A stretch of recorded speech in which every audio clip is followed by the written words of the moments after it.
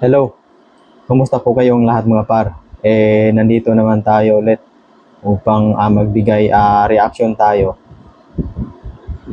Today is February 20 mga par. So, salamat muna tayo sa mga subscribers natin, sa mga bagong subscribers natin, mga bagong nanood sa ating mga video, sa mga nanood na hindi pa nakapag-subscribe sa aking YouTube channel, paki-subscribe naman mga par, para palagi po kayong updated sa mga video reaction natin.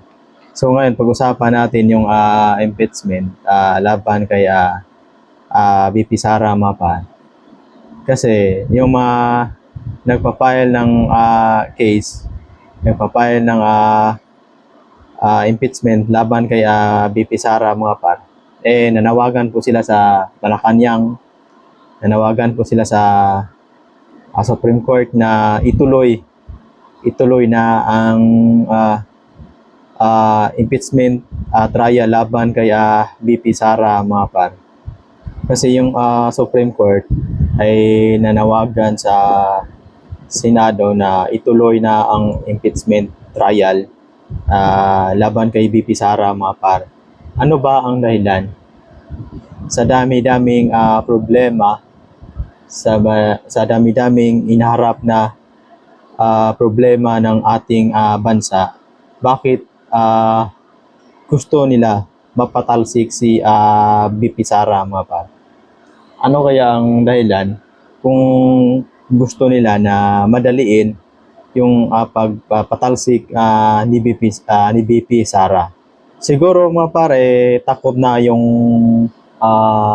nagpa-file ng impeachment laban kay Sara mga par. Kasi nakita naman nila yung kampanya ng mga team BBM na medyo takilid po sila.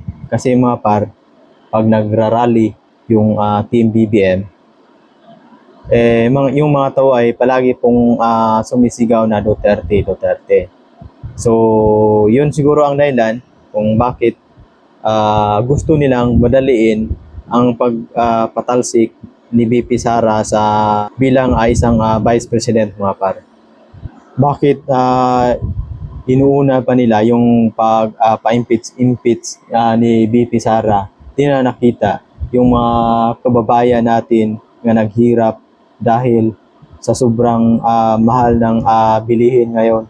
Kung gusto nilang mag-serbisyo ng ating bayan, bakit kailangan pa nila ng gumagawa ng mga ganyan?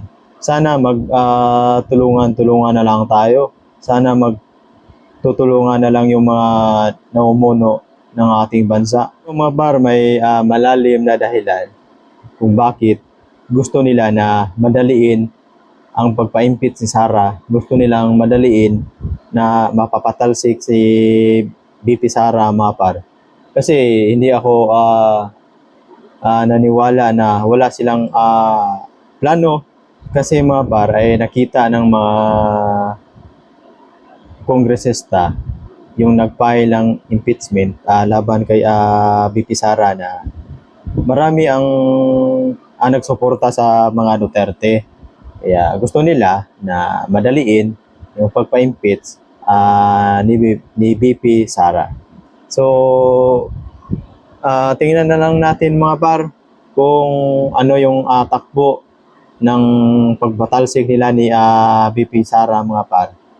So, sa mga hindi pa nakapag-subscribe, kung gusto nyong manood sa mga video reaction natin, paki-subscribe naman mga par para lagi po kayong updated sa mga video reaction natin mga par.